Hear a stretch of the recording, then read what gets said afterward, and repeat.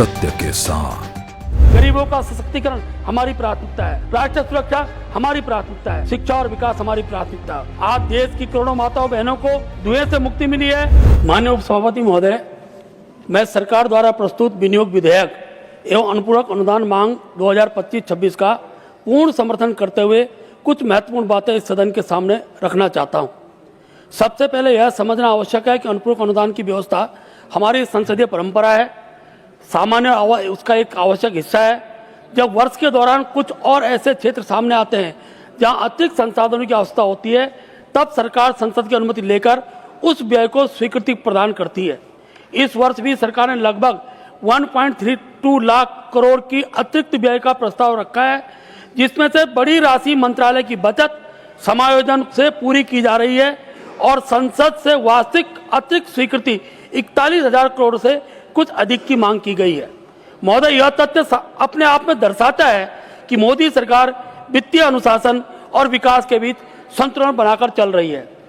सभापति महोदय, इस अनुपूरक अनुदान का सबसे बड़ा हिस्सा उर्वरक सब्सिडी का है। सरकार ने लगभग 19,230 करोड़ से अधिक अतिरिक्त राशि किसानों को सस्ती खाद उपलब्ध कराने के लिए मांगी है।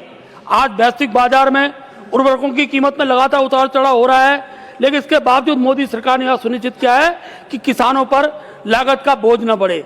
मैं कहना चाहता हूं कि आज भारत का किसान केवल उत्पादन नहीं बढ़ा रहा है, बल्कि वह देश की खाद्य सुरक्षा की रीढ़ बन चुका है। सरकार का यह निर्णय किसानों के प्रति उनकी प्रतिबद्धता को स्पष्ट रूप से दर्शाता है। माननीय सभापति महोदय, अनुपूरक अनुदान में लगभग 9,400 करोड़ से अधिक की राशि एलपीजी सब्सिडी के लिए रखी गई है। यह राशि उस विशेष रूप से उन गरीब परिवारों के लिए जिन्हें प्रधानमंत्री उज्ज्वला योजना के माध्यम से गैस कनेक्शन मिला है।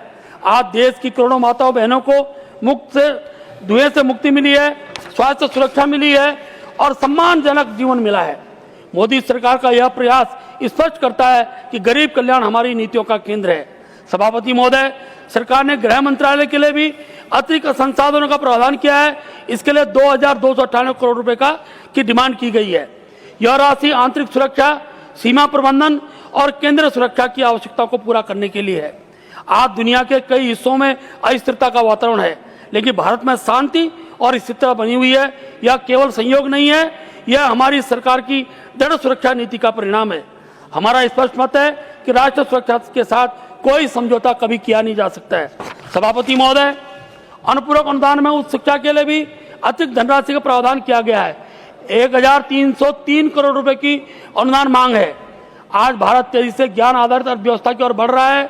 नई राष्ट्रीय शिक्षा नीति के माध्यम से हमारी सरकार अनुसंधान को प्रोत्साहित कर रही है, वैश्विक स्तर की शिक्षा व्यवस्था को विकसित कर रही है और युवाओं को भविष्य की चुनौतियों के लिए तैयार कर रही है। उपसभापति महोदय, सरकार ने केंद्र शासित प्रदेशों के विकास के लिए भी अतिरिक्त संसाधनों की डिमांड की है। 25,000 करोड़ का अतिरिक्त प्रावधान है। विशेष रूप से जम्मू कश्मीर और लद्दाख जैसे क्षेत्र में तेजी से विकास हो रहा है, नई सड़कें बन रही हैं। जम्मू कश्मीर के लिए तो केंद्रीय सहायता के लिए 5,000 अतिरिक्त का प्रावधान किया गया है। महोदय, देश वहां पर्यटन बढ़ रहा है और सबसे महत्वपूर्ण बात यह है कि लोगों का विश्वास लोकतंत्र और विकास में मजबूत हुआ है। कर प्रशासन को आधुनिक बनाने के लिए भी प्रयास किए जा रहे हैं। सभापति महोदय, प्रत्यक्ष प्रशासन को आधुनिक और डिजिटल बनाने के लिए भी अतिरिक्त संसाधन दिए गए हैं। 1,192 करोड़ रुपए की अतिरिक्त डिमांड की गई है।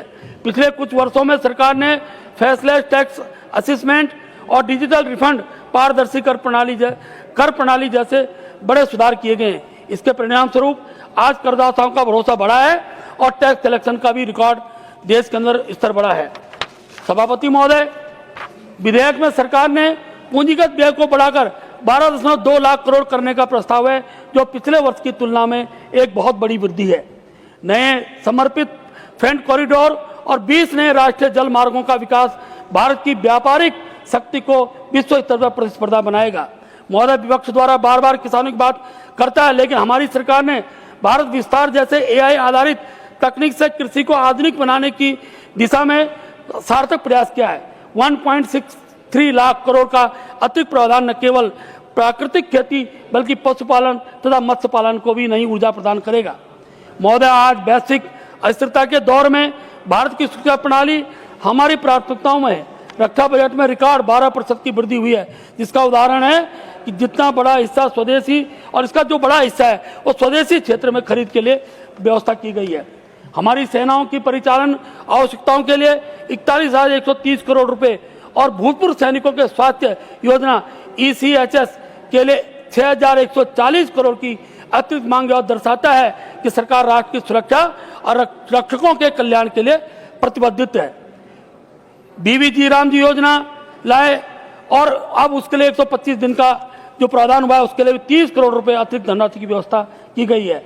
राज्यों में स्थानीय निकाय की संख्या लगातार बढ़ रही है। शहरी आबादी बढ़ने से व्यवस्थाओं ठीक करने के लिए राज्य सरकारें धन की व्यवस्था जो है, वहीं भारत सरकार का मैं धन्यवाद करता हूं कि निगमों की सहायता के लिए बजट में अतिरिक्त 37,886 करोड़ रुपए की अतिरिक्त मांग की गई है।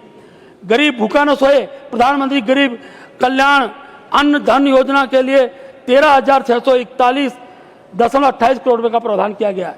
विधेयक में कला संस्कृति विकास योजना के लिए सामान्य सहायता अनुदान की भी राशि मांगी गई, 100.11 करोड़ अतिरिक्त की मांग इसमें की गई है। कला संस्कृति का विकास होगा।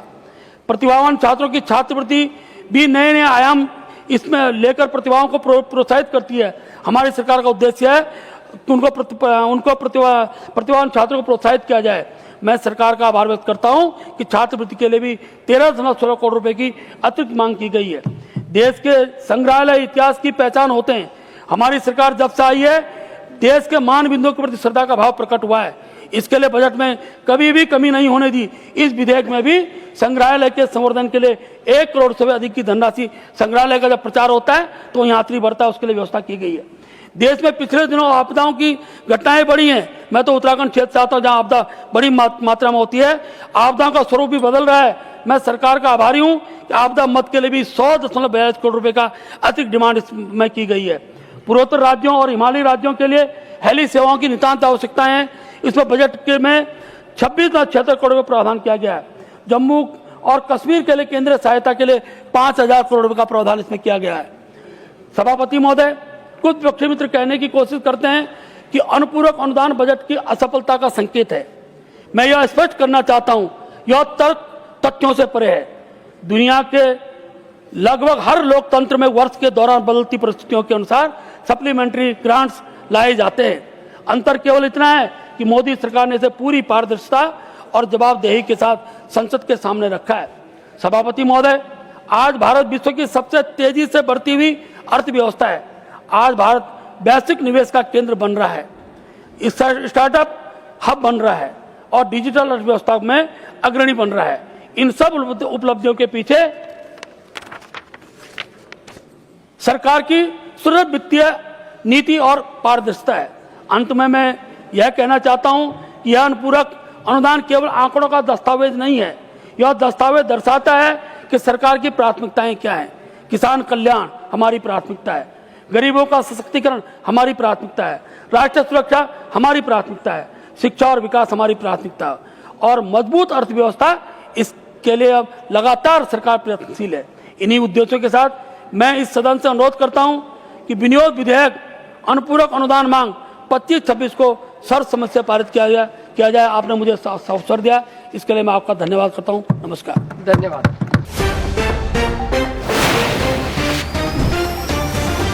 सत्य के साथ